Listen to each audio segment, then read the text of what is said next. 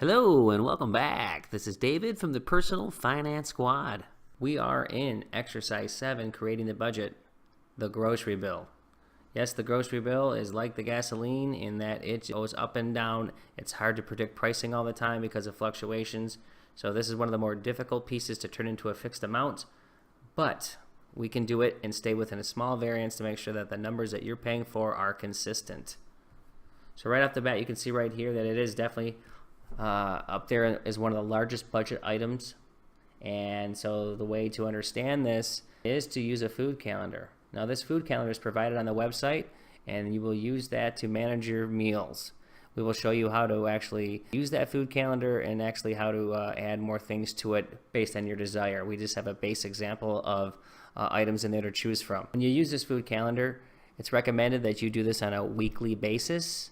You can do it any way that you want, but a week is a good way at least to start out with a good measure, because it is hard to meal plan for a month.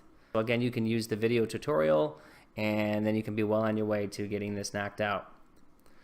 Now when you start this exercise, if you don't know how much money you're really spending, it's a good idea to come in and look at the last 3 to 6 months into your bank statements or credit cards to what kind of money that you've been spending on your groceries.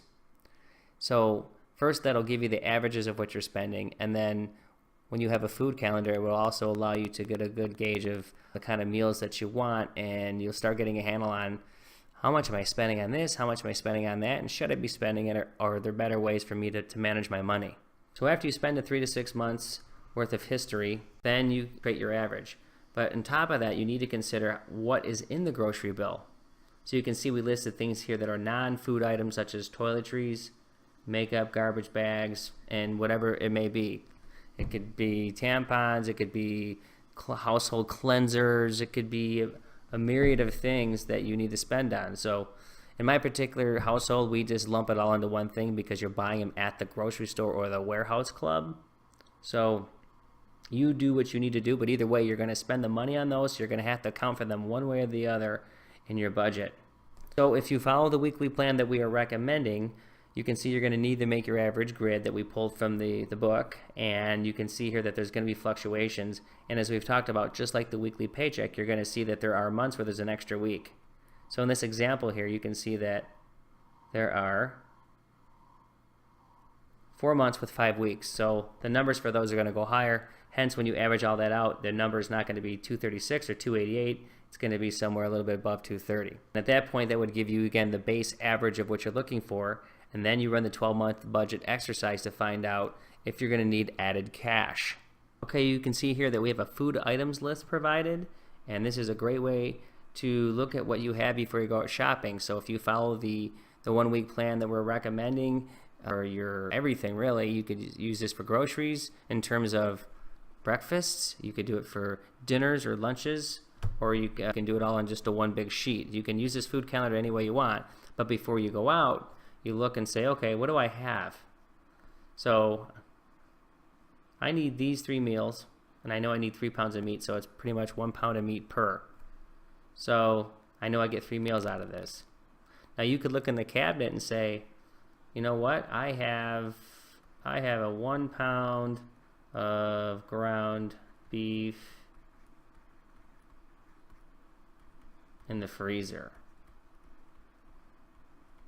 So maybe you say, you know what, I need 3, but I already have 1, so I really need to buy 2 here. So, yeah, and this is just an example printed out, but when you make this list, you wouldn't write in 3, you'd write in 2 per se.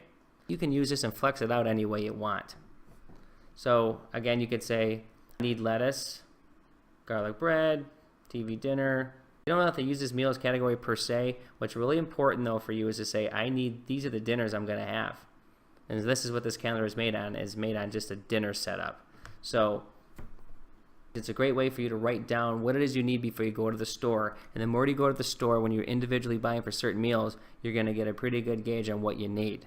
And then you really get in tune with what you have, and you're really going to get in tune with what you're really spending on these things, because you're buying them in chunks, and you'll be a much better and wiser shopper with the way you spend your money on this stuff. Okay, so a couple other things to point out is using a food calendar is really a good thing for a few reasons. And one of them is that you get variety in the food that you eat. so you don't repeat the same things, and that way you don't get bored of the food that someone say, hey, we always eat tacos on Tuesday, where another family might be saying, hey, I love eating tacos on Tuesday, that's our Taco Tuesday night.